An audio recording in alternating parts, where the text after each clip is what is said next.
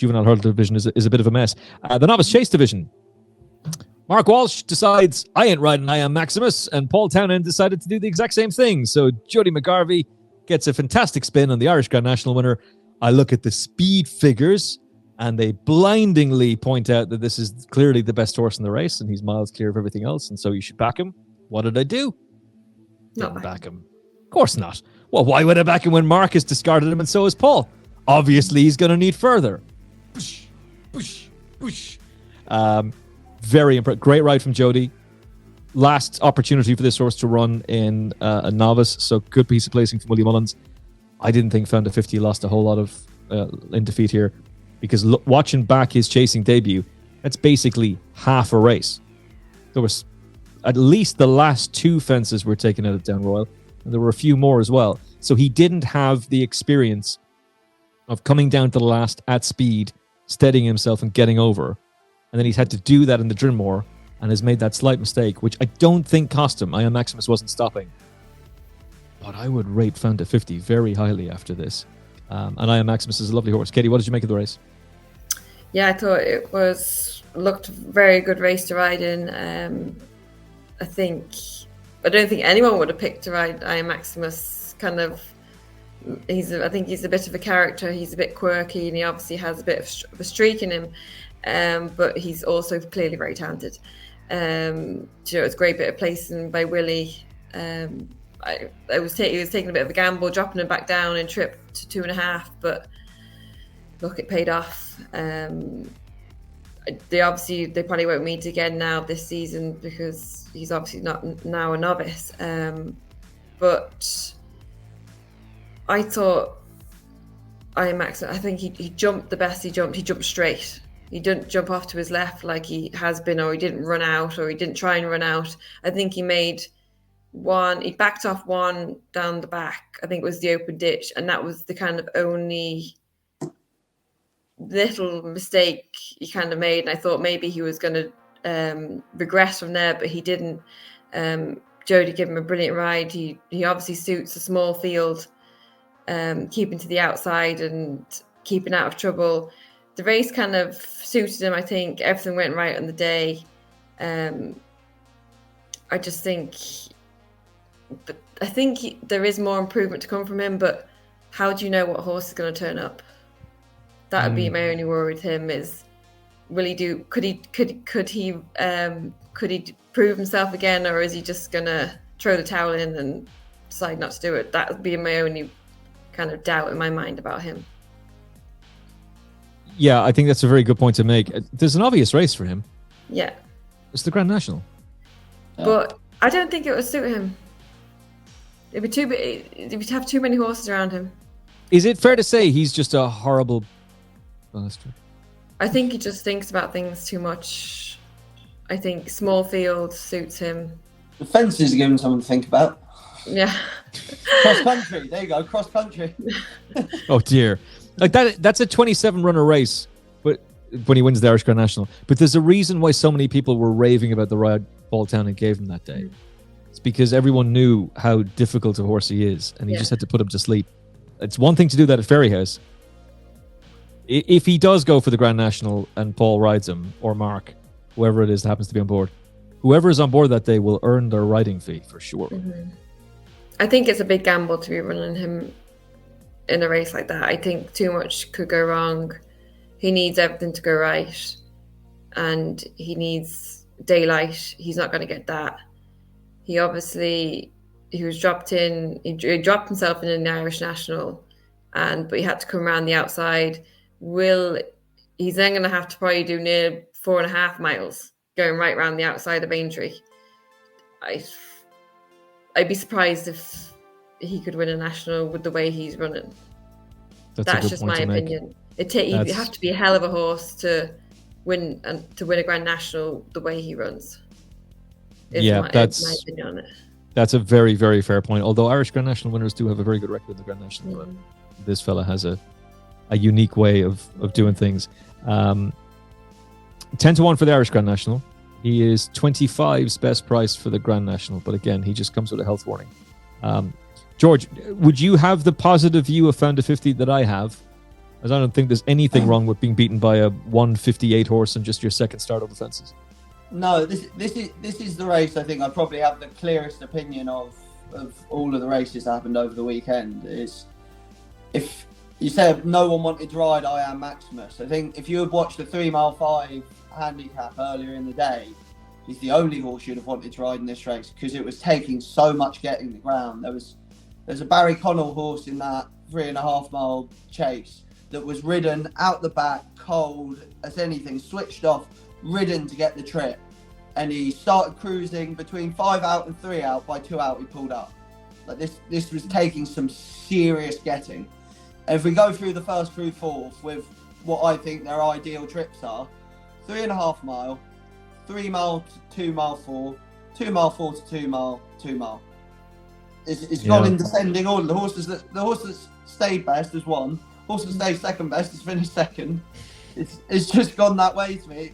You could maybe say like Sharjah just sort of proves my point. I just think he's maybe not up to this anymore, and he would have hated the ground. He's probably a summer horse, I think, isn't Yeah, exactly. Yeah.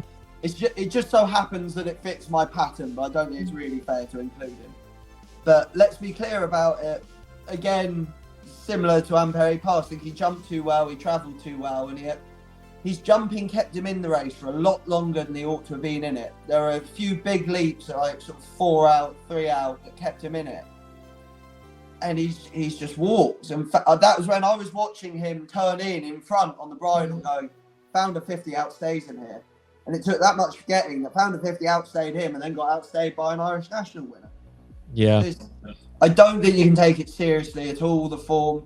I think the horses are all going to have different targets come the festival, and they're all still the top 3 anyway.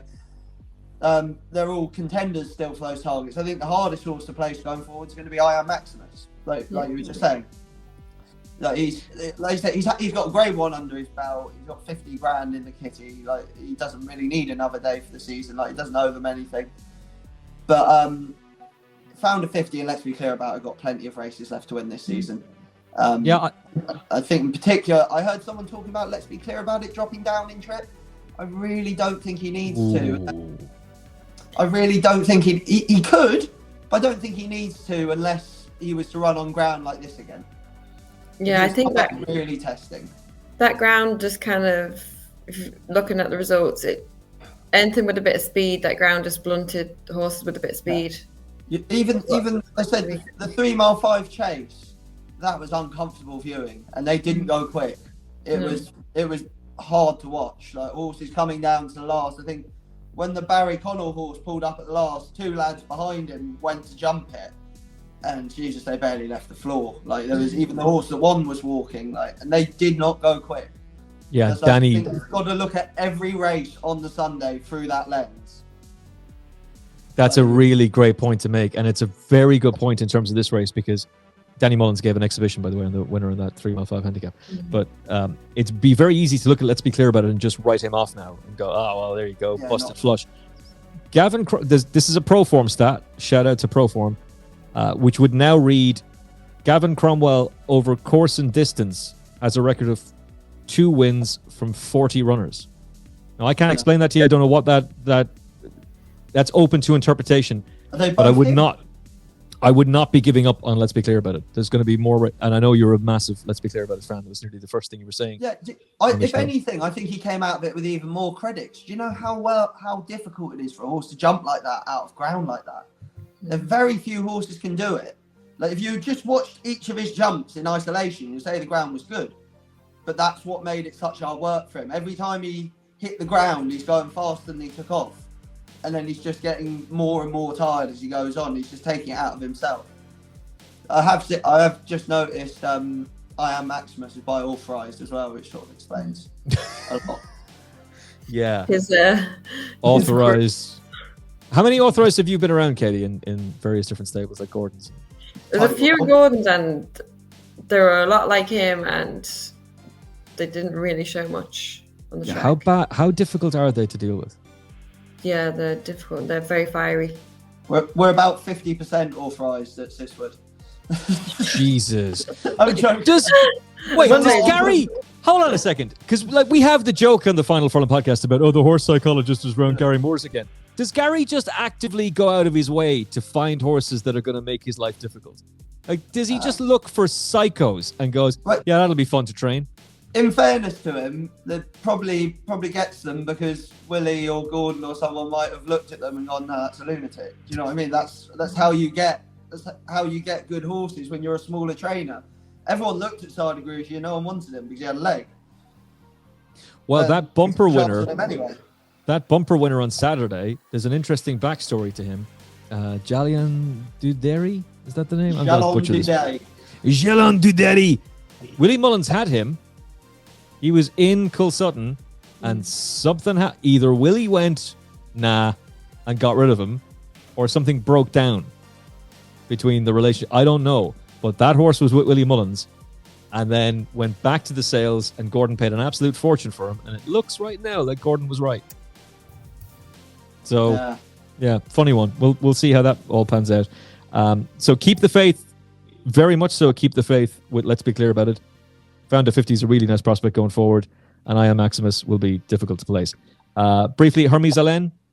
So we've kind of been here before. We've seen this. He racks up a sequence of wins, turns up at Cheltenham at a pretty short price, and then gets blasted to pieces by the Irish horses. Is that going to be the same? Or, George, I'll go with you first this time. With the benefit of a wind-up, is Hermes Allen now going to find more in a finish compared to what he was doing at Cheltenham and Aintree last year? That's what first thing I was going to say is we've got the wind-up. That's a start. How long it lasts, we don't know. It's taken him till 6 years old to get a wind-up at Paul. Oh, I've got a stat on that.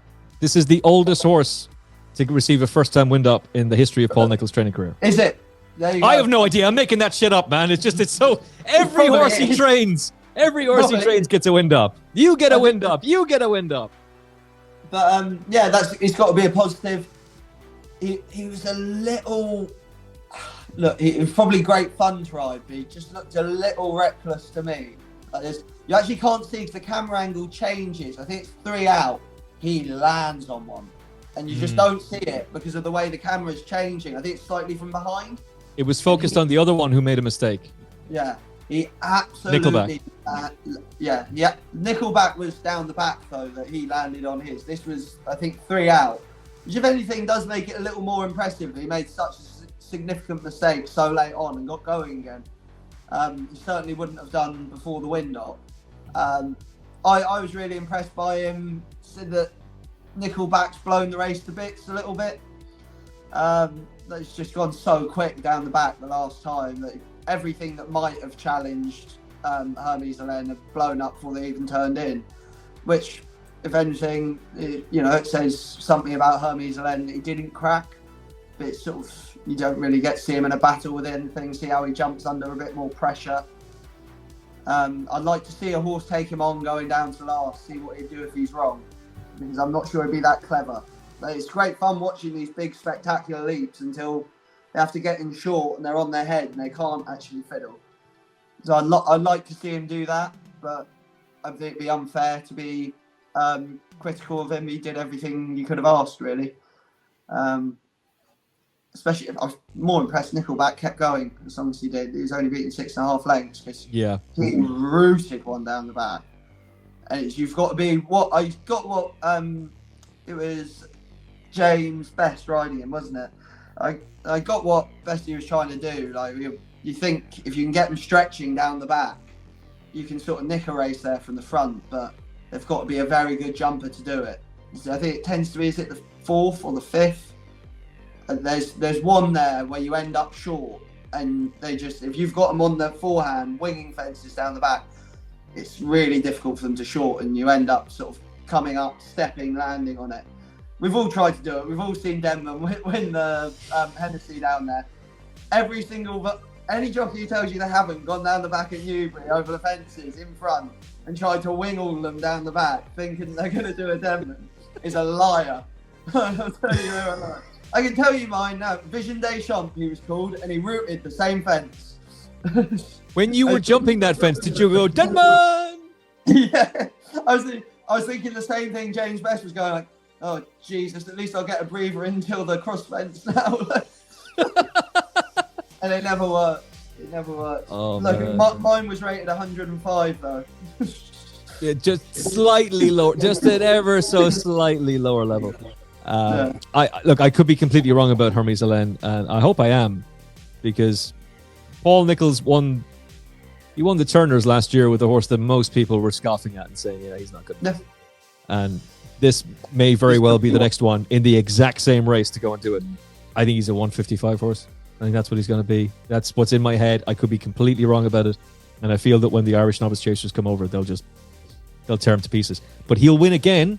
He'll win again, and he'll be a nice horse in the UK. There's another big race to be won by.